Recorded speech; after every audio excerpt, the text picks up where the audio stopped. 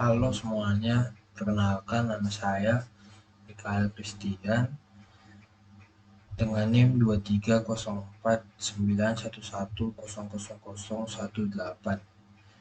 Di sini saya akan menjelaskan tentang apa itu respon sistem dan karakteristik dari respon sistem. Yang pertama, apa itu respon sistem?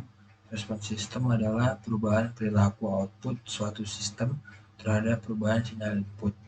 Dalam konteks ini, respon sistem mencakup bagaimana sistem merespon terhadap berbagai jenis masukan seperti sinyal step, impuls, rem, dan sinusoidal. Selanjutnya ada jenis-jenis respon sistem. Yang pertama ada respon transient. Ini adalah respon yang terjadi sebelum sistem mencapai keadaan stabil. Selama fase ini, output sistem masih berubah seiring waktu. Terus yang kedua ada respon steady state. Ini adalah perilaku sistem setelah mencapai keadaan stabil di mana output tidak lagi berubah meskipun input tetap. Fase ini sistem dapat menunjukkan kesalahan steady state, yaitu selisih antara output aktual dan nilai target yang diinginkan. Selanjutnya ada fungsi respon sistem. Yang pertama ada mengukur karakteristik sistem.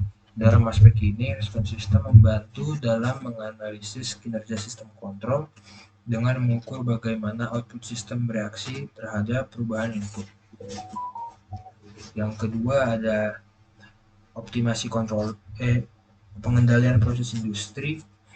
Dalam aspek ini, respon sistem sangat penting dalam pengendalian proses industri, seperti pengaturan tekanan, suhu, dan aliran.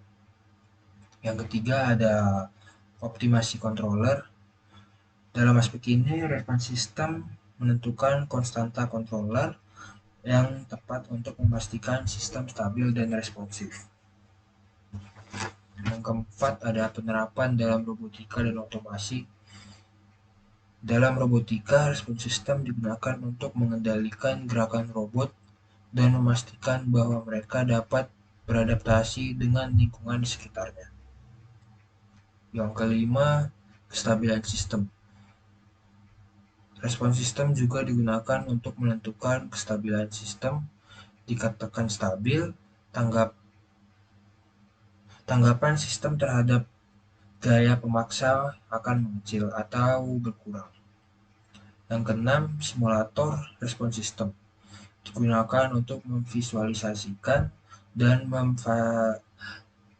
respon sistem dan menganalisis respon sistem dengan memberikan variasi nilai atau PID untuk mendapatkan respon yang optimal. Selanjutnya, grafik dari respon sistem. Ini merupakan grafik dari respon sistem itu sendiri. Selanjutnya ada karakteristik respon sistem. Yang pertama ada delay time. Delay time atau waktu tunda adalah periode yang diperlukan sebelum output memulai merespon setelah sinyal input ditetapkan. Yang kedua ada rise time. Rise time atau waktu naik adalah di mana titik 0 menuju ke titik paling tinggi yang berada di sini.